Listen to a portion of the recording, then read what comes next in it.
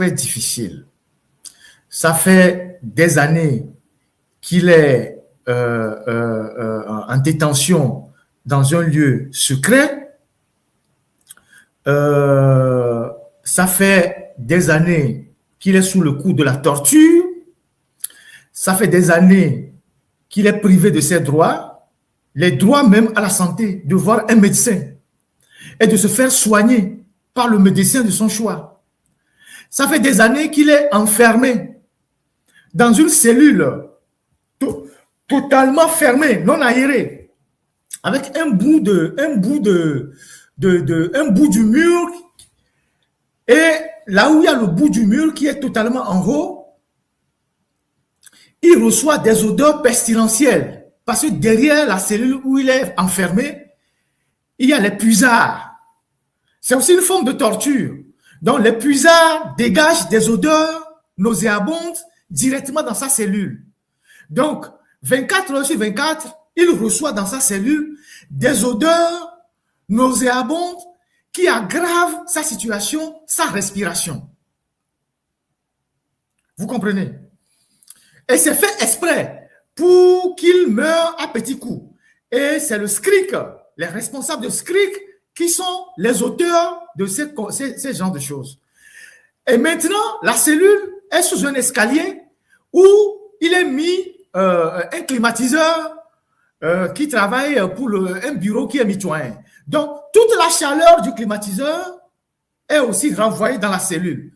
Donc, il reçoit à la fois les odeurs pestilentielles qui viennent des puisards qui sont derrière la cellule, qui l'étouffent, et il reçoit aussi la chaleur du climatiseur qui n'est pas loin.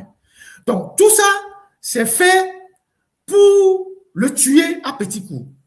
Et il est sérieusement malade parce qu'avant d'être arrêté, il avait subi des opérations dans son pays de résidence. Je vais vous donner quelques détails.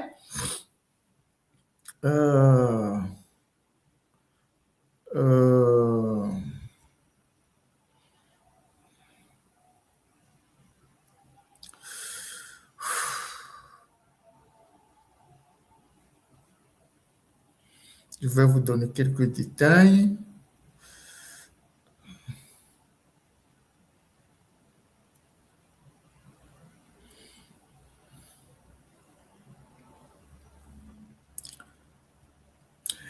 Il a une maladie génétique appelée thalassémie type alpha.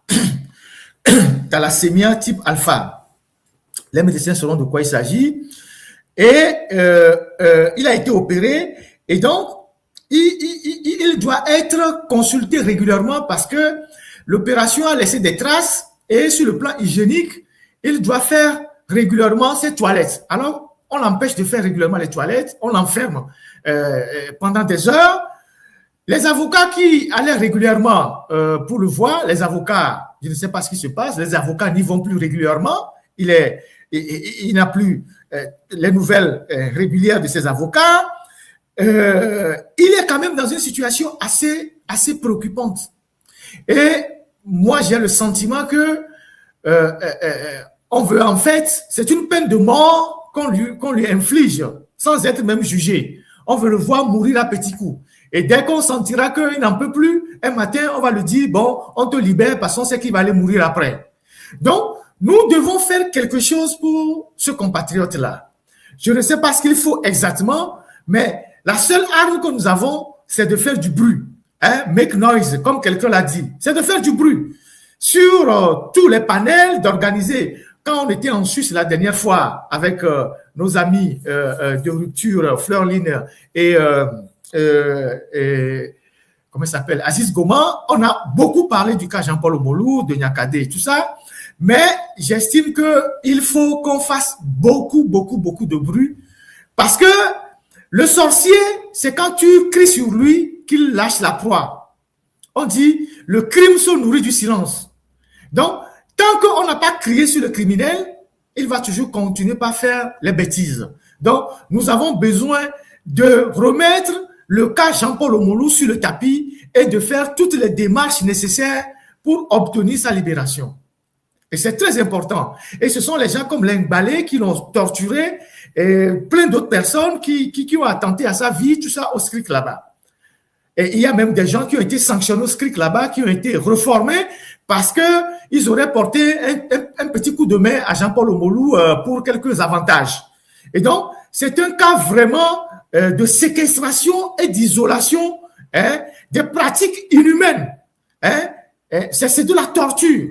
Donc, je vous en prie, nous devons faire quelque chose pour ce compatriote-là. Je reviendrai en détail parce que je n'ai pas eu le temps cette semaine de préparer bien son dossier. J'ai des fiches sur lui, mais je vais revenir en détail sur ce dont il souffre, comment est-ce qu'il est traité là-bas, comment est-ce qu'il a été traité, comment il est mis en isolement, comment est-ce qu'il est régulièrement empêché de voir son propre médecin et pourquoi les avocats aussi ne vont plus régulièrement lui rendre visite. Donc, je reviendrai là-dessus. Voilà.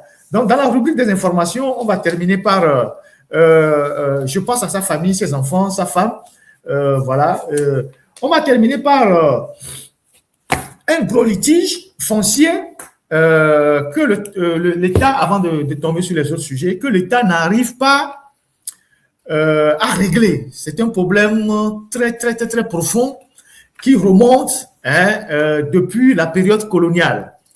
Et ce problème-là a été évoqué à la CVJR, mais au niveau du gouvernement ou de l'État, on ne veut pas trouver une solution entre ceux qui étaient là depuis et qui ont offert,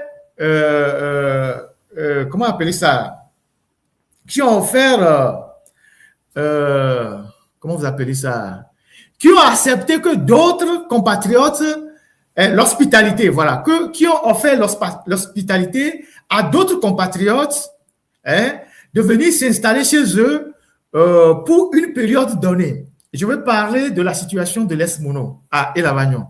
C'est une situation qui est explosive. Et si rien n'est fait, cela peut aboutir à des problèmes très, très, très, très sérieux. Alors, de quoi s'agit-il? J'ai ici quelques documents, des documents qui datent de certains de la période coloniale. Alors, pendant la période coloniale, il y a eu un bail. Un bail, donc si on peut montrer le premier document, c'est le contrat de bail de la période coloniale, où on a l'entête République française. Voilà, c'est ça. Donc, pendant la période coloniale, il y a eu un contrat de bail entre le gouverneur de l'époque et le chef du village, le chef canton de Kwesi, qui s'appelait Kodjo Edo, quelque chose comme ça. Alors, qu'est-ce que le contrat dit, ce contrat de bail? Cercle du centre, République française, donc c'était le territoire sous autorité française. Territoire du Togo, cercle du centre, République française. Liberté, égalité, fraternité. Donc, pendant qu'on était sous l'autorité française, notre devise c'était liberté, égalité, fraternité. Contrat de bail entre les parties ci-après dénommés. D'une part, M. Bérard Jean, commissaire de la République au Togo, demeurant et domicilié à Lomé, à l'hôtel du commissariat de la République, agissant au nom et pour le compte du territoire du Togo. Et d'autre part, le chef canton de Kwesi, propriétaire de la terre et le chef de village de Dégou. Il a été convenu ce qui suit, sous réserve de l'approbation par le commissaire de la République en conseil de gouvernement et après l'approbation de l'Assemblée territoriale du Togo. Le chef canton de Kwesi, le chef de Dégou, reconnaissant l'administration sur la base des modalités du louage amphithéotique. Bon, ceux qui nous écoutent peuvent chercher le mot. Du louage amphithéotique. L'usage et la jouissance des terres situées sur le triangle Ogumono, route de Nyamasila Kwesi, Dégou, Yebou, telles qu'elles sont délimitées au paragraphe 2, suivant à charge, pour elle d'en organiser, d'en assurer la mise en valeur agricole. Les terres dont l'usage et la jouissance sont reconnus à l'administration du territoire sont conformément au plan joint ainsi délimité.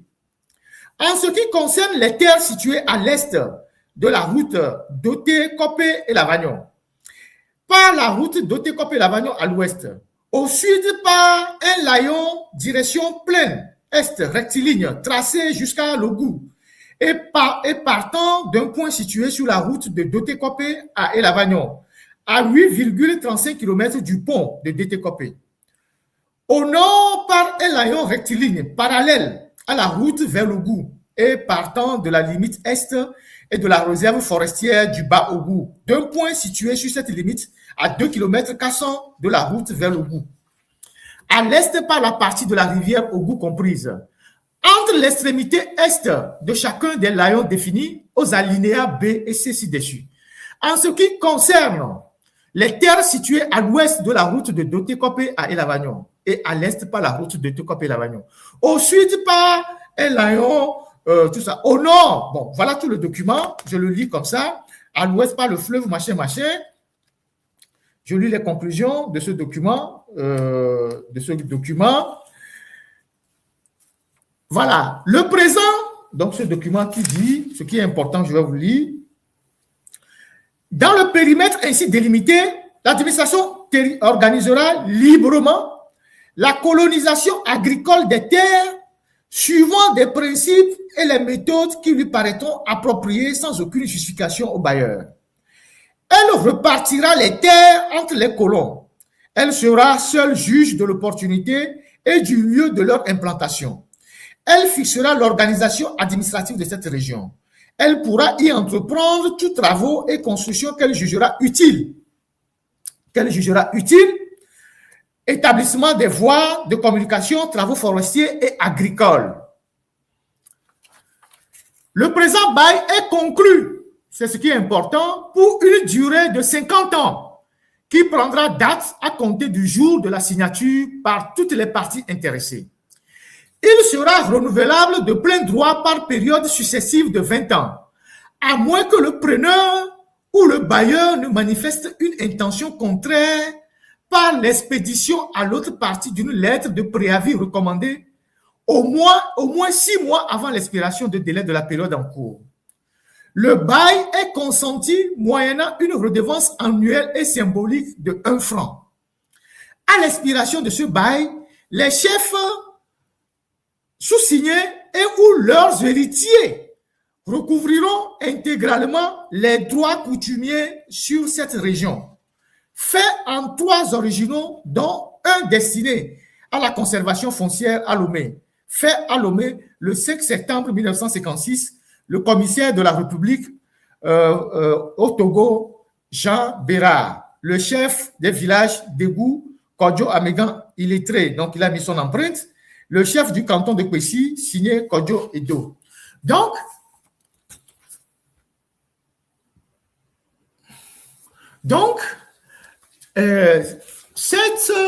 ce bail qui a permis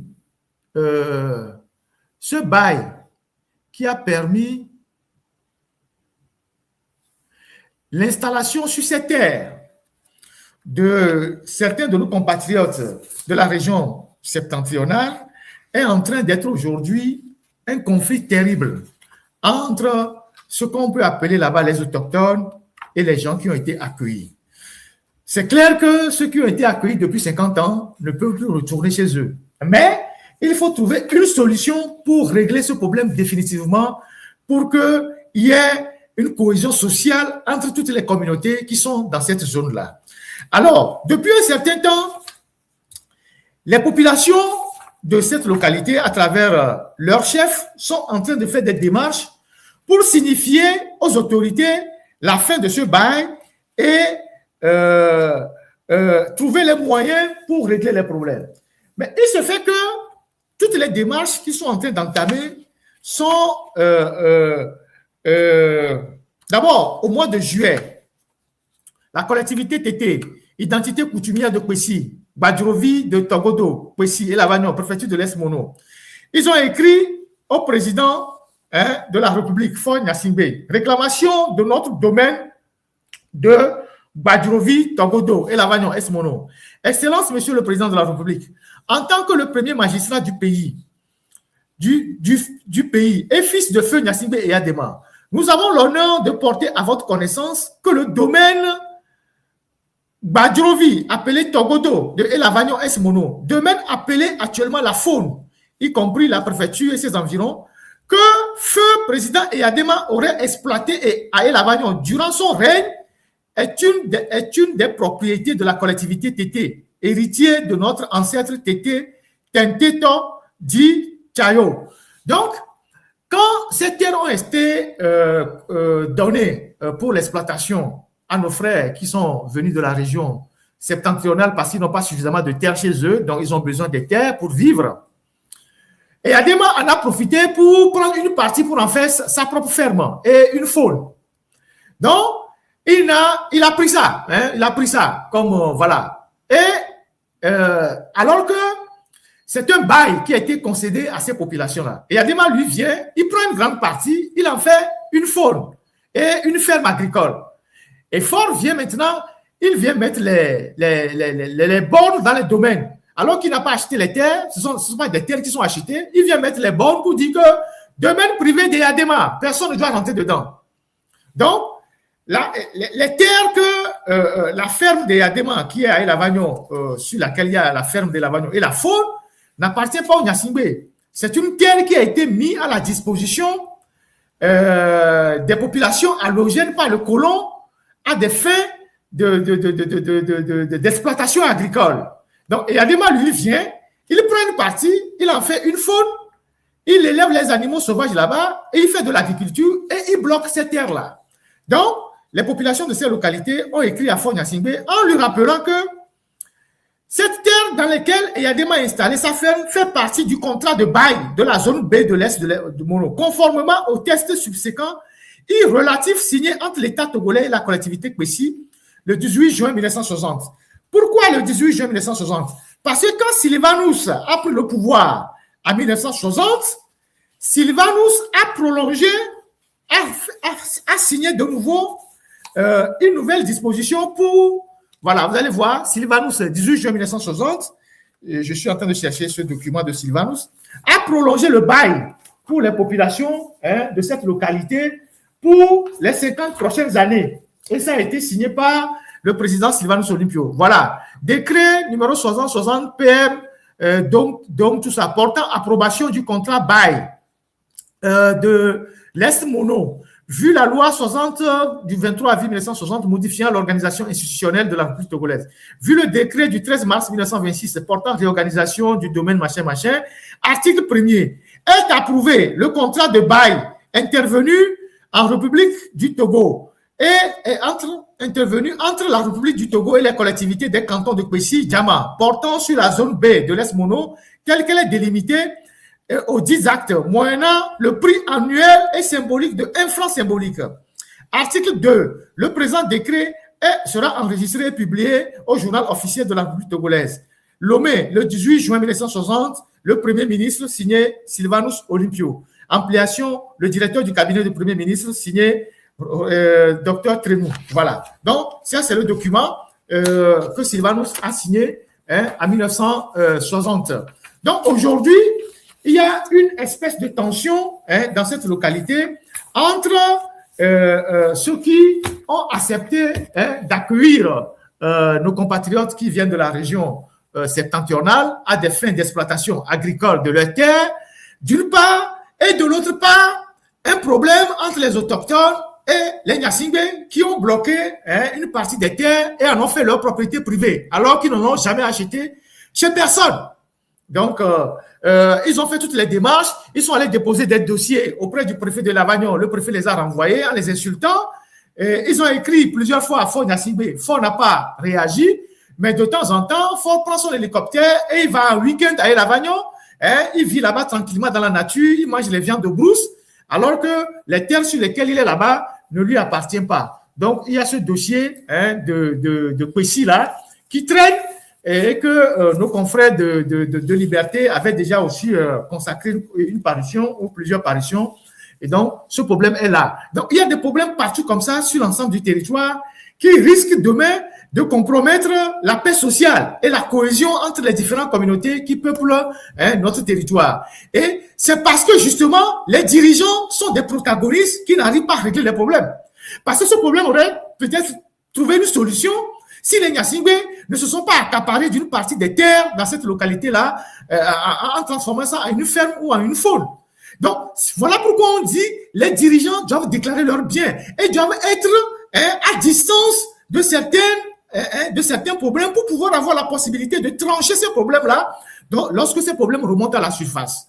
Donc, voilà, et la Vagnon là-bas, ils ont mis des pancartes là-bas, des délimitations, terrain de Yadema. Donc, voilà. Donc, Faure, lui, il en jouit tranquillement.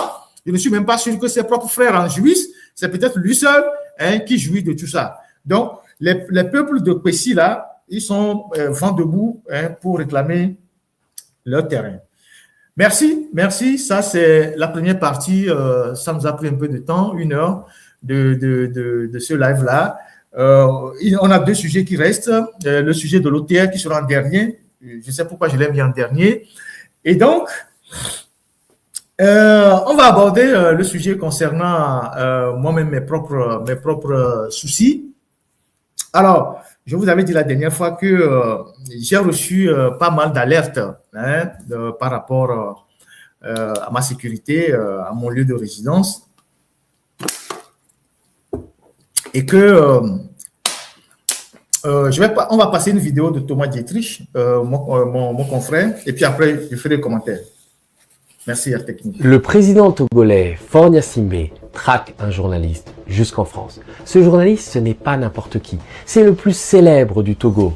Il s'appelle Ferdinand Haïté et ses révélations font trembler la vieille dictature togolaise qui se transmet de père en fils depuis les années 60 avec la bénédiction de l'Élysée. Ferdinand Haïté, qui dirigeait un journal qui s'appelait L'Alternative au Togo, a dû fuir son pays car le régime de Faure Gnassingbé voulait le mettre derrière les barreaux. Mais même réfugié en France, il reste sous la menace et avec une épée de Damoclès au-dessus de la tête. Selon des informations que j'ai pu recouper, l'homme de presse a été victime à plusieurs reprises de menaces sérieuses et même de filatures d'inconnus qui l'ont conduit à porter plainte en région parisienne. 3 pontes du régime togolais semblent être à la manœuvre derrière ces tentatives d'intimidation. Il s'agit de l'ambassadeur du Togo en France, un officier de l'armée du nom d'Ouro Koura Agadazi. Il y a aussi le ministre de la Sécurité, Calix Majulba, et aussi Pacôme Adjourouvi, qui est ministre de la Justice de Faure Gnassingbé et qui fut, dans une autre vie, adjoint à la mairie d'Evry, en banlieue parisienne, auprès d'un certain Manuel Valls. Après avoir échoué à faire extrader Ferdinand Haïté, ce trio infernal aurait même envisagé de recourir au service de barbouzes français pour faire taire le journaliste. Un peu comme ces anciens de la DGSE qui avaient été recrutés par Denis Sassou Nguesso et qui avaient tenté d'assassiner l'opposant congolais Ferdinand Baou en France. Et dans cette affaire, Paris ne se presse pas pour défendre Ferdinand Haïté.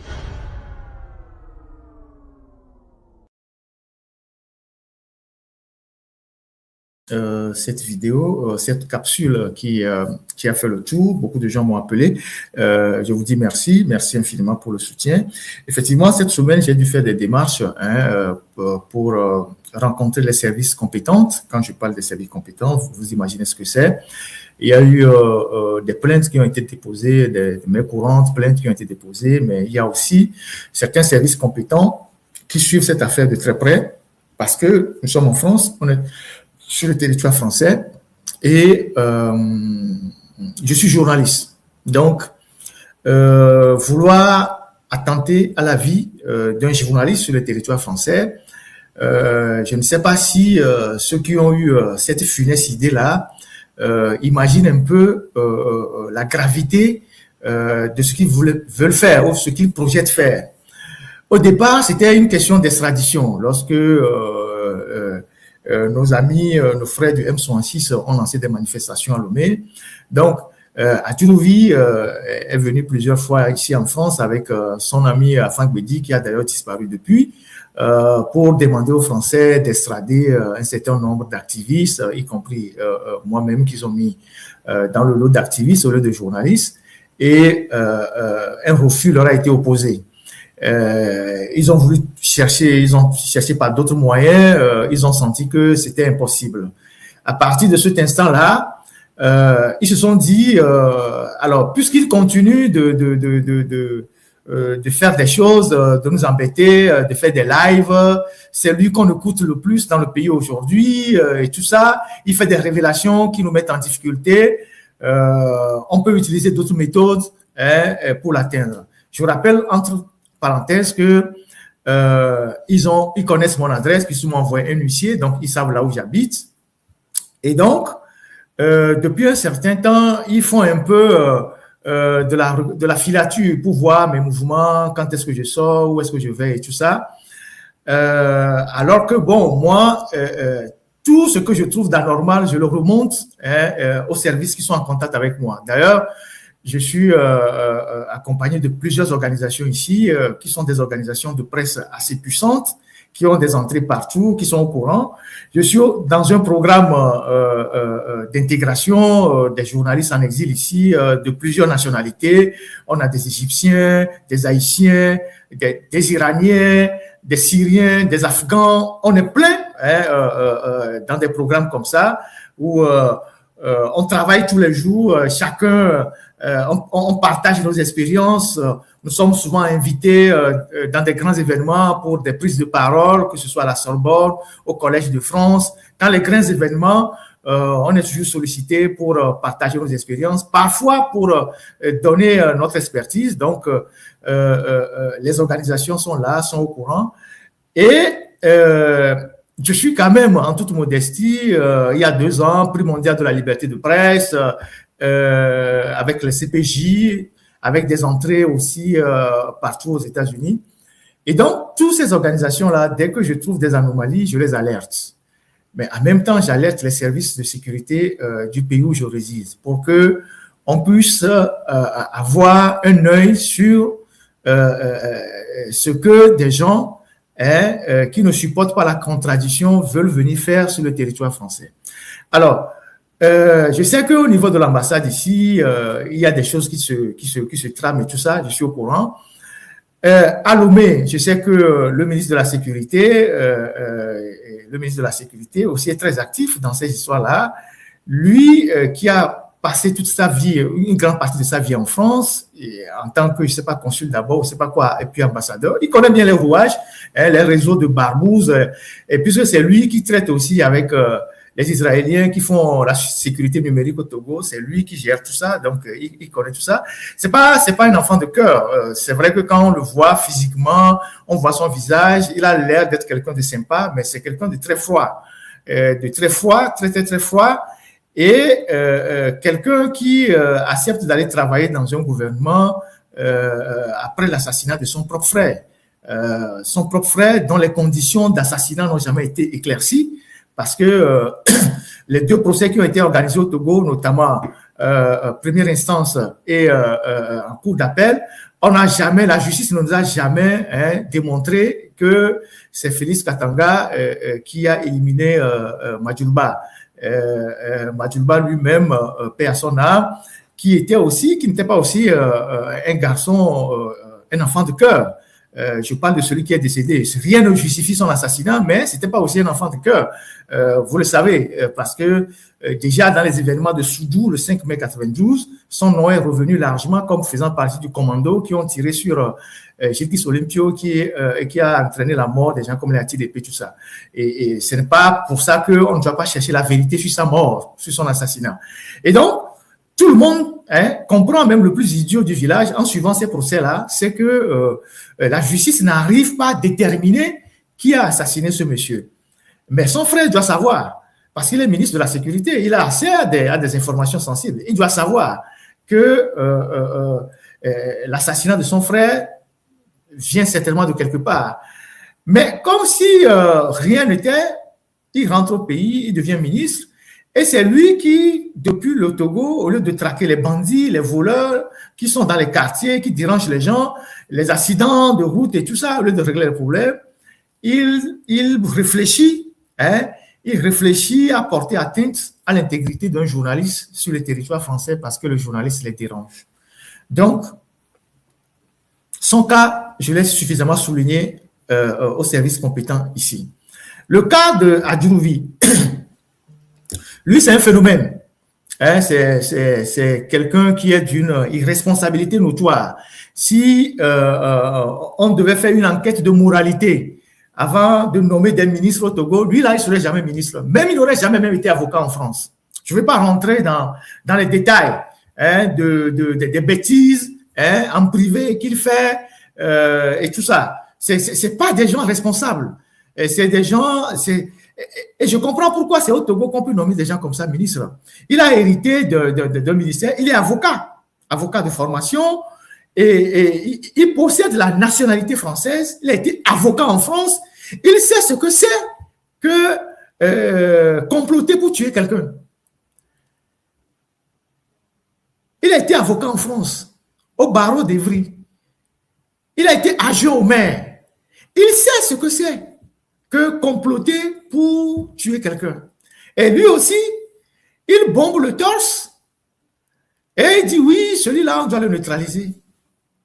Il faut venir me neutraliser, puisque vous connaissez mon domicile. Je ne comprends pas pourquoi vous ne venez pas le faire. Venez le faire. Et donc, tous ces gens-là, plus tous ceux qui sont avec eux, ils font leur truc là. Moi, la seule chose que j'ai, c'est de les signaler, de donner leur nom, de donner ce qu'ils sont en train de vouloir faire, pour que demain, même si je cogne un caillou et que je tombe dans la route, sur la route, ne cherchez pas loin. Même si je marche et que je cogne un caillou et que je tombe sur la route là, ne cherchez pas loin. Je vous ai déjà dit ce qu'ils sont en train de faire.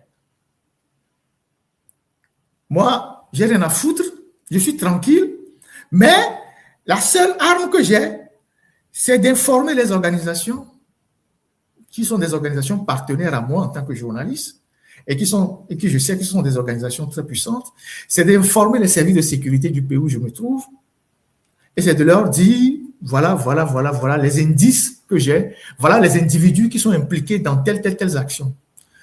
À Djouvi, il gagnerait beaucoup plus à aller s'occuper de ses enfants, les enfants qu'il a laissés sur la charge des femmes et tout ça, les conneries que vous faites là. Moi, je ne vais pas rentrer, je ne vais pas tomber sur vous. Mais parce que si je vais tomber sur vous, ça va être grave. Donc, occupez-vous, tu es ministre de la Justice, il y a des tribunaux à construire, il y a les conditions des magistrats à améliorer, les conditions des fonctionnaires de l'administration pénitentiaire à améliorer. Vous ne travaillez pas. Quand vous vous retrouvez dans vos bureaux, c'est comment réfléchir pour aller faire tant à qui. Donc, vous voulez tuer quelqu'un. Vous aussi.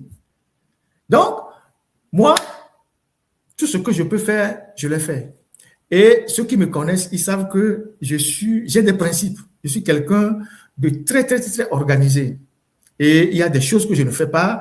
Je ne fais pas des compagnies. Voilà. Je ne fais pas des compagnies. C'est parce qu'ils m'ont cherché partout. Puisque pour qu'on t'atteigne, il faut que tu aies des habitudes. Et les gens qui ont des habitudes légères, qui vivent dans la débauche, qui sont tantôt dans les bars, les compagnies, les filles et tout ça, c'est ces gens-là qui peuvent atteindre facilement. Moi, je ne suis pas de ça. Moi, je ne m'occupe pas de ça. Moi, j'ai une vie très rangée. Donc, je m'occupe de mes affaires. Et comme ils savent que, bon, ils ne me voient nulle part, ils se sont dit, bon, on va faire ça, on va faire ça. Mais faites très attention. Faites très attention. Les actes que vous posez aujourd'hui peuvent vous rattraper demain. Adjouvi, toi, tu es français. Monsieur Madjouba, vous avez des intérêts ici en France. Vos enfants sont français. J'ai retrouvé leurs traces. Vous avez des trucs ici. J'ai retrouvé. Moi, je fais de l'investigation. J'ai retrouvé vos traces ici. Tout ce que vous avez, vos intérêts, je les connais. Je les connais. Parce qu'il suffit d'aller de fouiller des trucs. Si je ne peux pas, je peux demander à d'autres personnes. On a plein d'autres journalistes en France avec qui on travaille en réseau, ils peuvent trouver des trucs. Donc, on sait où vous avez vos intérêts, vos enfants, où ils habitent. On sait. On le sait. Donc, vous ne pouvez pas être tranquille au Togo là-bas, en train d'embêter les Togolais et venir embêter les gens à l'extérieur, pendant que vos enfants sont tranquilles. On connaît où sont vos enfants. Partout ici en France, on sait là où ils sont. Donc, faites quelque chose et vous allez voir ce qui va vous arriver. parce que vous avez l'habitude de poser des actes et que personne ne vous demande des comptes. Voilà. Vous voulez gâter quelque chose de quelqu'un, on va gâter pour vous. Vos enfants vont payer les prix. Mettez ça dans la tête. Nous aussi, on sait se comporter comme vous êtes, des voyous. C'est parce que, en fait, au Togo, il n'y a pas des gens au Togo qui se comportent comme vous le faites là. Puis vous êtes des voyous. Il n'y a pas des gens, vous avez des gens au Togo qui vous affrontent là, qui se comportent comme des gens civilisés. C'est pour ça que vous les embêtez. C'est pour ça que vous les embêtez. Il y a des gens au Togo qui sont là, qui se comportent comme, oui, oh, mibaola, kutola. Vous êtes des voyous. Il faut qu'on vous applique aussi les méthodes de voyous. Vous pensez que vous êtes les seuls à avoir des mentalités de voyous? Non. Tout le monde peut recourir à des voyous. C'est ça. Donc, faites ce que vous avez à faire et puis on verra la suite. Vous connaissez les voyous, non? Nous en connaissons aussi autant. Vous connaissez des barbouzes, on en connaît aussi autant. Vos enfants sont sur le territoire français, non? Faites quelque chose et vous allez voir ce qui va vous arriver. Ce qui va arriver à vos enfants. On connaît vos domiciles, on connaît les biens que vous avez ici en France, on connaît les adresses. On sait là où vos enfants travaillent, ils habitent. Certains même, on a les certificats de leur nationalité française. Ne pensez pas que ça va être de la blague pour vous. C'est au Togo que vous avez des gens qui sont là, qui vous regardent sans rien faire. Donc, voilà ce que j'ai voulu dire sur ces lascars-là. Et donc, je ne vais pas trop insister. Comme j'ai eu à vous le dire, moi, j'ai remonté les informations acquis de droit, les organisations, tous ces gens-là, ils regardent, ils surveillent et voilà. Donc, restez tranquille, laissez-les. Merci infiniment. On va tomber sur le dossier de OTR. Je sais que c'est pour ça que vous êtes là. Technique, petite musique, s'il vous plaît.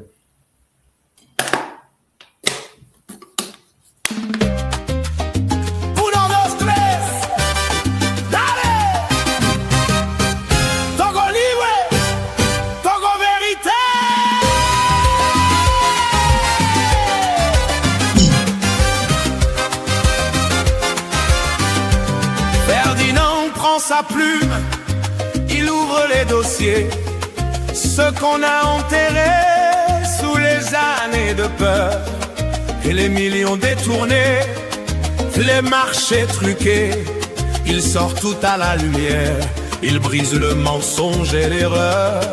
Les balais tremblent fort quand il prépare son live, les ministres nerveux dorment plus le samedi. Car dimanche matin, la vérité, elle arrive. Ferdinand a été par les Togo dit merci. Ferdinand, Ferdinand, le journaliste qui fait peur aux tyrans. Ferdinand, chaque dimanche il danse avec la vérité. Aïe, Ferdinand, fort tremble dans son palais doré. Aïe, Ferdinand, tu es la voix que Merci. J'ai peut-être 20-25 minutes pour faire ce dossier-là. Je voudrais d'abord m'excuser la dernière fois, la manière dont j'ai terminé le live, parce que j'étais un peu affecté par les choses que je disais là en direct. J'étais très affecté, franchement. Non pas parce que je ne sais pas qu'ils font tous pareil au pays, mais quand tu vois l'état de décrépitude de notre pays, l'état de pauvreté des Togolais, l'état de mendicité des Togolais, l'état dans lequel les Togolais sont, les gens qui souffrent, les gens qui n'arrivent pas à joindre les deux bouts. Quand tu vois comment les Togolais qui n'ont rien à manger, moi je reçois des messages tous les jours, des gens qui t'écrivent, on n'a rien à manger à la maison, j'ai papa qui est malade, quelqu'un est sous surhomme, il n'y a pas d'argent, pour acheter l'oxygène. Et quand tu écoute les montants que les gens détournent, parfois, tu es très affecté. Il y a des gens qui viennent dans les lives des blogueurs, comme les Tokbevik PC, les Agabambo, les Mathieu Nyassimbe, pour leur demander de cotiser pour sauver des vies. Il y a des gens qui font des lives pour récolter 1 million, 2 millions pour sauver des vies au Togo. Pendant ce temps, on a des gens au pays qui sont dans la misère. On a des écoles sans toit. On a des dispensaires qui n'ont pas d'alcool, qui n'ont pas d'ambulance, qui n'ont pas de médicaments. C'est en regardant tout ça que la dernière fois, certainement, et c'était la première fois, j'ai dû être très affecté par ces histoires-là. Alors, je voudrais dire ceci. Quand je fais mes révélations, quand je rends public des informations, ça n'engage que moi. Ça n'engage que moi. Quand je viens ici dans un live et je dis tel a fait ça, ça n'engage que moi. Et je sais pourquoi je le dis. Et si je le dis, c'est parce que mes équipes et moi, nous avons déjà suffisamment travaillé. On a suffisamment d'éléments pour passer à des affirmations. Parce qu'on n'est pas des blogueurs, on est des journalistes. Et je vous ai dit que ce qu'on fait ici, là, c'est le travail de toute une équipe. C'est pas moi, je ne suis que la face visible. C'est toute une équipe qui est derrière. C'est des journalistes, au moins une dizaine de personnes qui travaillent. Et on a une équipe assez sérieuse, compétente, et qui fait un travail formidable. L'Alternative, c'est un journal, c'est pas une équipe de plaisantins. Et tous ceux qui sont passés à l'Alternative, qui ont travaillé avec moi, ils sont pour certains à l'international. Aujourd'hui, pour la discrétion, Maxime, qui a été le premier rédacteur en chef de l'Alternative, il est à l'international. Il forme tous les jours les journalistes. Il est encore quelque part actuellement dans un pays, dans le monde, en train de former les gens, de former des journalistes. Isidore, dès qu'on est parti en exil, il a rebondi à BBC. Vous suivez ses activités sur BBC. En même temps qu'il est à l'Alternative, il est à BBC et tout ça. On ne prend pas n'importe qui à BBC. Et moi-même, là où je suis, en tant que premier responsable, je suis ici, je fais ce que je peux faire, je suis sollicité sur de grands événements, on travaille sérieusement, on est dans un réseautage assez puissant. Donc, il y a des choses qu'on ne peut pas se permettre de faire. Donc, quand on sort une information, c'est normal que chacun fasse son interprétation. Quand on met une information sur la place publique, il y a ceux qui viendront pour dire « Ouais, c'est ici qu'il a trouvé l'information, c'est celui-ci qui lui a donné, c'est par ici, il est aigri, il est jaloux, il est ci. » Ça arrive tous les jours, même en France. Hein. Même en France, quand les médias partent sur les informations, il y a des gens qui disent « Ah oui, Mediapart en veut à Sarkozy, il en veut à telle personne, à telle personne. » Ça, c'est les réactions du public. Ça ne nous engage en rien. Et on n'a même pas le temps de s'occuper de ça. C'est pas notre problème. Notre problème, c'est d'aller chercher des informations et de les mettre à la disposition du public. On s'en fout des interprétations de qui que ce soit en fera. Il y a des gens qui ne sont même pas compétents d'aller chercher une information. C'est eux, dès que vous en sortez, qui disent « Ah, c'est par ici, c'est peut-être une autorité, c'est telle personne qui lui a balancé l'information. » Alors qu'il n'en est absolument rien. Seul le journaliste sait que cette information, c'est par tel canal que je l'ai eu et c'est par ici que je l'ai cherché. Parce que la première des choses que le journaliste protège, malgré tout, même si on le met un fusil sur la tempe, c'est la source d'information. Et quand tu protèges tes sources d'information, des gens viendront toujours te donner des informations parce que les gens t'ont donné beaucoup d'informations par le passé, ils n'ont jamais été détectés, inquiétés. Parce que tu sais fermer ta bouche. Donc, si nous travaillons et qu'au bout d'un certain nombre d'activités, on met un certain nombre d'informations à votre disposition, ne vous inquiétez pas de ce que les gens en font, parce qu'il y a beaucoup de gens qui m'ont laissé des messages, que telle personne a dit ci, telle personne a dit ça, laissez-les raconter. Rien de ce qu'ils disent n'est vrai et ne sera jamais vrai. Et certains ont envie juste de bavarder, de raconter des bêtises, c'est ce qu'ils disent, c'est tout. Quand j'ai commencé par dénoncer Tchodier, la gestion de Tchodier, j'ai trouvé, il y a des farfelus qui sont sur les réseaux sociaux qui ont dit que Tchodier n'a rien volé, que Ferdinand, il raconte des histoires, que Ferdinand racontait des mensonges, qu'il est en train de diffamer Tchodier, il raconte ci, il raconte ça. Je reviens sur le cas de Tchodier parce que, justement, c'est par là qu'on a commencé par rapport à l'OTR. Et tout ce que je disais, les gens savaient que c'est vrai. Mais, parce qu'on leur donne 100 000, 50 000 pour raconter des conneries, ils étaient là. Il y a même ceux qui ont fait des vidéos pour dire c'est faux, c'est pas vrai, on ne peut pas détourner. Jusqu'à ce que Tchodier ne soit éjecté de son poste. Quand Tchodier a été éjecté de son poste, ils ont commencé par nuancer un peu leurs propos. Ils ont commencé par dire oui. Mais comme nous, on fonctionne comme des professionnels, on sait là où on veut aboutir. On sait notre point, le pic qu'on veut atteindre. On sait tout ça. Mais on laisse les gens brailler. On laisse les gens brailler. Et donc, on a continué par parler du dossier, de ses complices, de ses amis et tout ça. Bref, comment est-ce que cette boîte est gérée comme moins qu'une épicerie de quartier, alors que ce sont les ressources des contribuables togolais. Et donc, j'ai entendu les gens qui disent, ouais, pourquoi vous dénoncez les gens? C'est la jalousie, c'est l'acharnement. Il n'y a rien, il n'y a pas d'acharnement. Il n'y a pas d'acharnement à dénoncer quelqu'un qui porte atteinte à la fortune publique. Il n'y a pas d'acharnement à dénoncer quelqu'un qui vole l'argent public.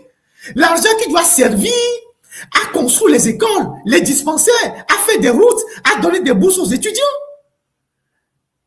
Si c'est de l'acharnement, alors, mais d'accord. Donc, nous faisons un bon boulot en s'acharnant sur les bandits, parce que c'est des bandits. Il n'y a pas de jalousie à dénoncer des gens qui volent des centaines de millions par mois au détriment des caisses de l'État. C'est d'ailleurs le travail du journaliste, de dénoncer les voleurs, de dénoncer ceux qui prennent l'argent public, de dénoncer ceux qui s'enrichissent. Mais tous les Togolais ne travaillent pas à l'OTR. Vous savez, depuis qu'on a sorti l'information dimanche dernier, mais j'ai eu des retours, les gens m'ont dit, mais les gens disent partout en ville qu'au prochain concours, ils vont aller tous travailler à l'OTR. Vous savez pourquoi? Parce que déjà, si tu travailles à l'OTR, tu es comme un élu de Dieu au Togo. C'est une chance formidable que tu as de travailler à l'OTR. C'est déjà une chance formidable que tu as déjà de travailler à l'OTR. Parce que le salaire des gens qui travaillent à l'OTR, c'est un service parapublic. Ce n'est pas aligné sur le salaire des fonctionnaires de ceux qui sont dans la fonction publique. Quand tu travailles à l'OTR, tu as tellement d'avantages que ceux qui sont dans la fonction publique n'ont pas. D'abord, ils sont déjà très bien payés, ils ont des salaires conséquents, ils ont plein d'avantages, ils ont des gratifications, ce que les enseignants, les médecins, ceux qui sont dans la fonction publique, les gens qui sont dans l'armée, les militaires qui meurent au front, eux, ils n'ont pas ces avantages-là. Donc, quand tu es à l'OTR, tu es déjà un choyé de la République. Mais si tu es déjà un choyé de la République, et que tu te permets de voler l'argent public, l'argent qui doit servir à augmenter le SMIC des autres, à augmenter le salaire des autres, à augmenter les conditions des autres, et qu'on te tape dessus, ce n'est pas de l'acharnement, c'est une œuvre de salubrité publique, c'est un nettoyage des écuries d'Augias. Et je trouve qu'on n'en fait même pas assez. On doit nettoyer les écuries d'Augias, on doit passer l'OTR au Karcher. C'est ça la réalité. Ça n'a rien d'acharnement, rien de jalousie. On n'a rien à foutre avec ça. Donc, nous sommes en train de faire un travail de salubrité publique parce que derrière les recettes de l'OTR, ce sont des entreprises qu'on ferme. Ce sont nos mamans qui sont au marché, qui sont frappées tous les jours par l'OTR, qui sont obligées de fermer les boutiques. Est-ce que vous savez le nombre de nos mamans qui sont au marché, qui sont régulièrement frappées par l'OTR? Par des redressements fiscaux, les impôts, la fermeture de sites. Mignan, dada, noko, la sigame, koni avant sato, et nous l'oublions sato, qu'on ôte donnant pour là tous les jours. Amero ou AVC, on le remet. Oh, AVC, on le remet. Mais il y a sigame, il y avait bien à mon, mais quand la sigame, il y a sigame, il y avait bien à mon. Mia noko la sigamia, mia dada, mia fofo la sigamia. Tamuno anovi oreleme, dada oreleme, fofo oreleme, maman orele funu. Et vous qui supportez Fianfion, vous qui supportez les voleurs là, vous avez une soeur au grand marché, un grand frère au marché, un commerçant, un cousin au marché, qui sont harcelés régulièrement par l'OTR. Donc l'OTR ferme les boutiques pour non paiement d'impôts, redressement fiscal. Et quand on prend cet argent chez les commerçants, qui eux ferment leur boutique, cet argent rentre dans les poches de quelques individus. Et vous voulez qu'on ne les dénonce pas? Quand vous avez des entrepreneurs qui ferment les boutiques, qui forment les entreprises à cause de l'OTR, il y a plein d'amis, plein de personnalités qui m'appellent. qui me dit, Ferdinand, j'ai fermé mon entreprise à cause de l'ETR. J'ai licencié mes ouvriers à cause de l'ETR. J'ai dû me séparer de mes agents à cause de l'ETR. Parce que je n'en peux plus du Togo. C'est beaucoup de gens qu'on envoie au chômage. C'est des dégâts de l'ETR. Pendant ce temps, cet argent qu'ils prennent, ils mettent ça dans leur assurance vie pour leurs enfants qui sont nés et à naître. Et vous voulez qu'on ne les dénonce pas? Et vous trouvez que c'est de l'acharnement? C'est parce que OTR, on peut pas fofo rebajo, on peut pas eno rebajo, on peut pas tassi rebajo la sigamo, on peut pas tout fiosser dans nos vies oreo. Yenti, on va les défendre fianfio, les bandits et les bandites qui sont à l'OTR. C'est pour ça que vous les défendez. Ce ne sont pas des gens défendables. Je ne dis pas que tout est pourri à l'OTR, mais 80% c'est pourri à l'OTR. Je ne dis pas que tout est pourri. Hein. Il y a des gens qui sont honnêtes là-bas, mais 80% est pourri. Mais ces gens-là sont déjà bien payés. Ils sont les privilégiés de la République. Mais c'est eux qui s'adonnent au vol. Et vous ne voulez pas qu'on les dénonce. Vous ne voulez pas qu'on les dénonce. Donc, quand on vous montre la lune, vous regardez le doigt. Ah, où est-ce qu'il a trouvé telle information? C'est elle qui l'aurait donné. C'est elle. Qu'est-ce qu'on en a à foutre de qui a donné l'information, qui n'a pas donné l'information? Qu'est-ce qu'on en a à foutre? On n'a rien à foutre de ça. On n'a rien à foutre de ça. Depuis qu'on a donné cette information, les premiers à réagir, c'est les banques. Parce que c'est la panique dans les banques. Et je vous lis une note interne d'une banque. Parce que les banques ont commencé par paniquer avec les assurances. Je vous lis comme je vous ai dit, moi j'ai des gens partout. Hein. Quand il y a deux personnes quelque part, au moins une est pour Ferdinand. C'est des gens parfois que je ne connais même pas, mais qui savent qu'on fait un travail remarquable. Donc, qui, d'une manière ou d'une autre, vont remonter une information qu'ils ont entendue quelque part. Je vais vous lire les notes de deux banques, d'une banque à Lomé. Le reste, je garde ça pour moi.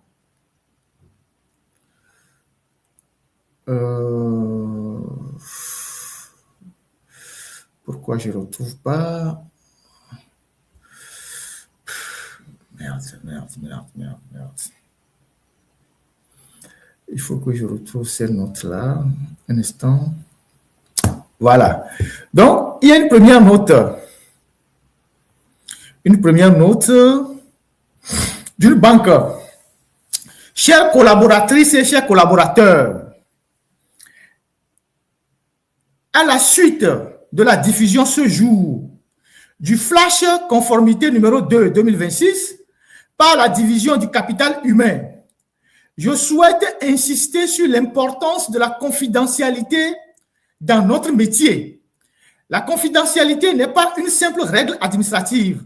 C'est le fondement de la confiance que nos clients placent en nous. Chaque jour, nos clients nous confient leurs informations les plus sensibles. En retour, nous leur devons une protection absolue. En tant que collaborateur de le CBI, je commence avec Coris Banque Internationale Togo, nous partageons une responsabilité collective. Protéger les données de nos clients. Nous protégeons nos propres données. Maintenir la confiance que nos clients placent en nos institutions, en notre institution.